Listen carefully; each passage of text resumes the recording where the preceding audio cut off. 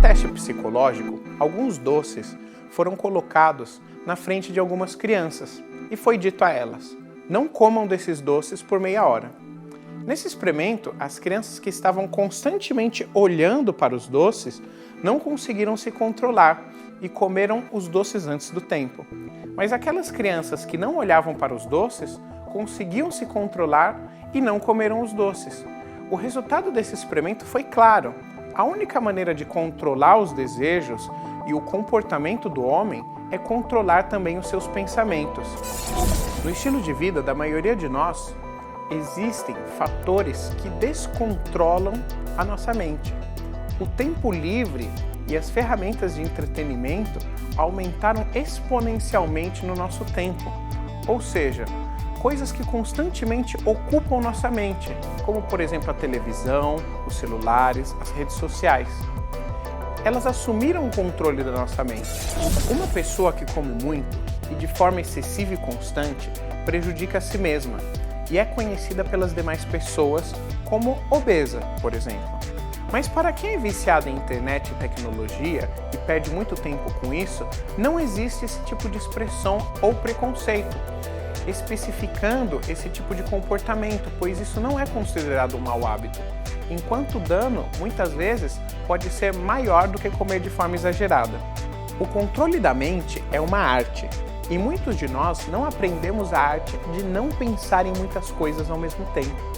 A religião nos pede que, além de nos controlarmos, devemos controlar os nossos comportamentos e os nossos pensamentos, e que nos orientemos na direção correta, pois, ao contrário, o nosso comportamento será derrotado por pensamentos incorretos. O Imam Ali, que a paz de Deus esteja com ele, disse: quem pensa demais nos prazeres proibidos acabará pecando, porque o pensamento no pecado é como caminhar à beira de um precipício e eventualmente leva ao vale mortal dos pecados. É o pensamento das pessoas que determina seu destino.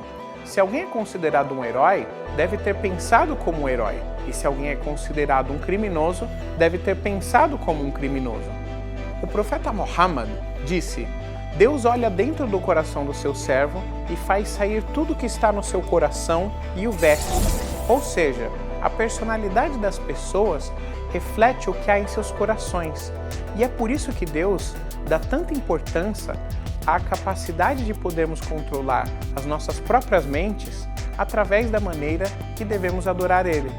Providenciou para nós esse controle. O método de adoração no Islã são exercícios para controlar e corrigir o comportamento, assim controlando o centro de comando do homem, ou seja, sua mente e seu coração. O principal objetivo desse programa educacional do Islã, a oração e o jejum, é controlar a mente. O Imam Ali dizia: o jejum do coração é melhor do que o jejum da língua, e o jejum da língua é melhor do que o jejum da barriga. O melhor jejum, ou seja, o jejum do coração, é um jejum em que a mente e o coração do homem estão livres de fantasias e pensamentos vãos. Em outras palavras, pensamentos além de Deus. Você já parou para pensar por que Deus, nesse mês do Ramadã, trancafia todos os demônios? Porque Ele não quer que nada e nem ninguém perturbe a solidão do seu servo em relação ao seu Deus e Criador. Portanto, nesse mês abençoado, deixe o mar do seu coração para Deus e com certeza Ele vai te enviar o barco mais lindo. يا أيها الذين آمنوا اذكروا الله ذكرا كثيرا وسبحوه بكرة وأصيلا هو الذي يصلي عليكم وملائكته ليخرجكم من الظلمات إلى النور وكان بالمؤمنين رحيما تحيتهم يوم يلقونه سلام وأعد لهم أجرا كريما